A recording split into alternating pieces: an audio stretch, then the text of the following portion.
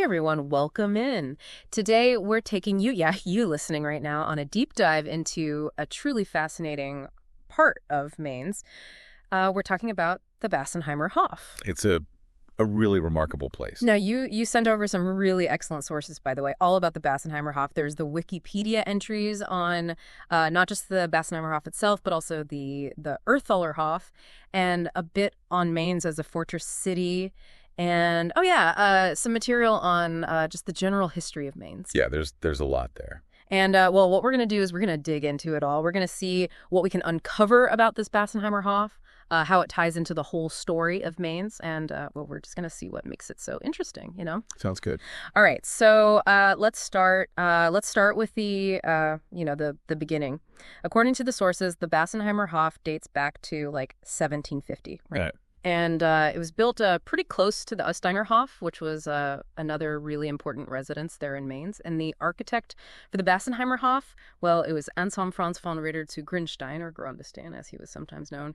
He was the electoral upper building director. That's kind of a mouthful, but it sounds like he was a pretty big deal in terms of shaping the look of Mainz back then. Oh, yeah. No, definitely a major player in Mainz architecture, especially under the electors. You know, when you see that title, electoral upper building director, it means he had the ear of the electors, had a big influence.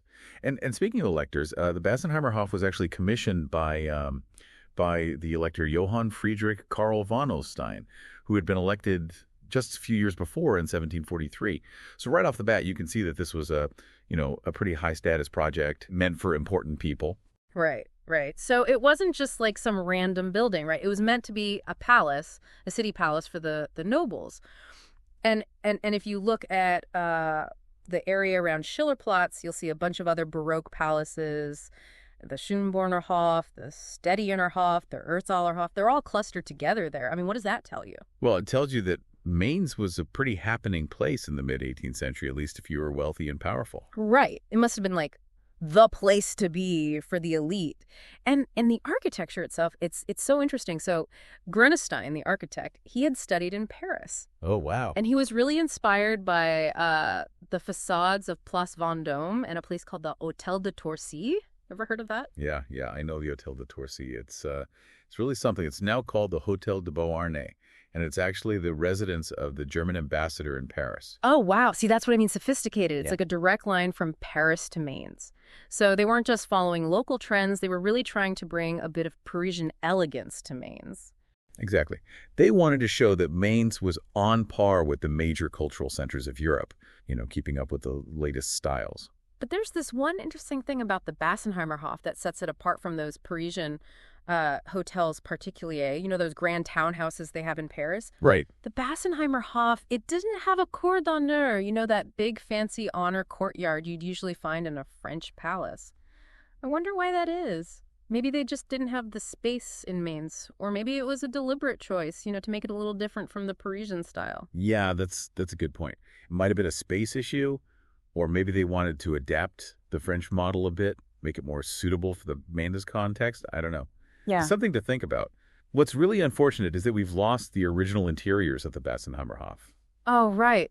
The sources mention that the original layout, the garden, even the furniture from the 1750s, it's all gone, damaged over the years, lost in the war.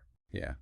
It's a shame. It's like we're missing a whole chapter of the building story. If we could see those original interiors, those furnishings, we'd get such a better sense of how people lived back then, their tastes, their lifestyle, all of that. Yeah, like stepping back in time. But even without the interiors, we still know a bit about who lived there, right? Yeah.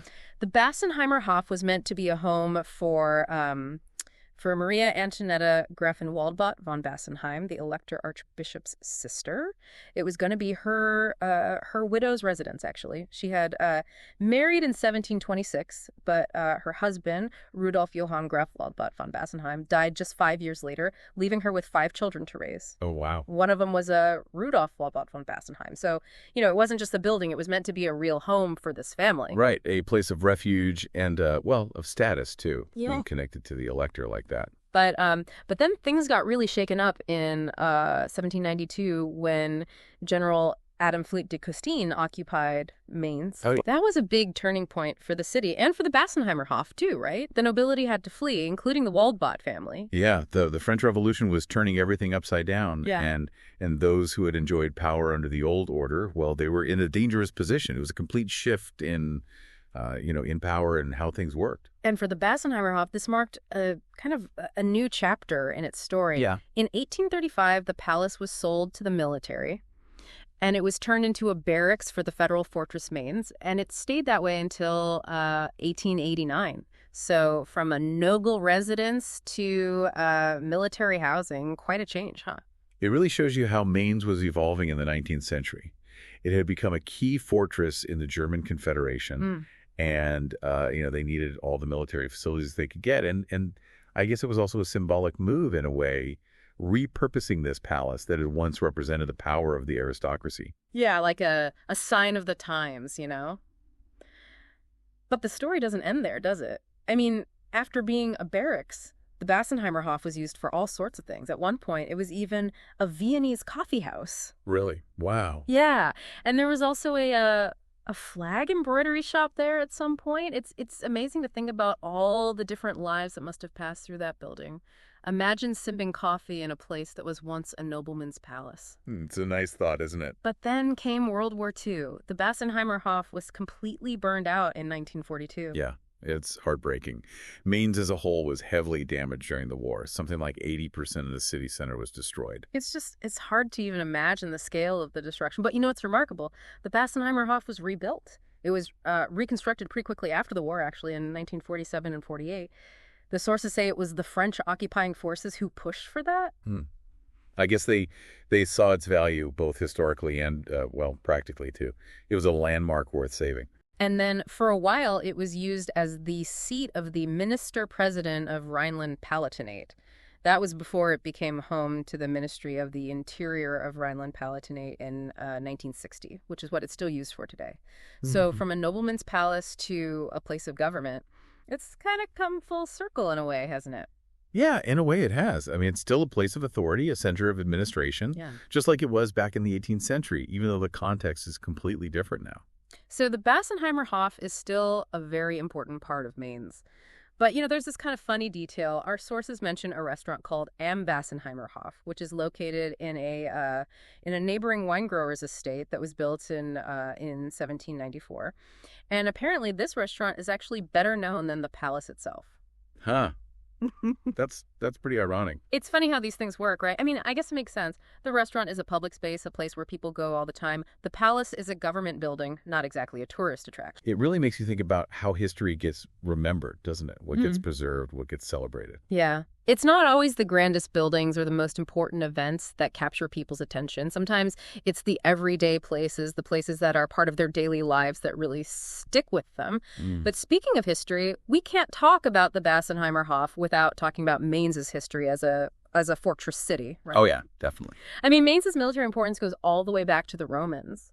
It was founded as Mogontiacum in 13 or 12 BC. Right. And it's been a strategically important place ever since, hasn't it? Yeah, it's been a fortress, a garrison town, you name it.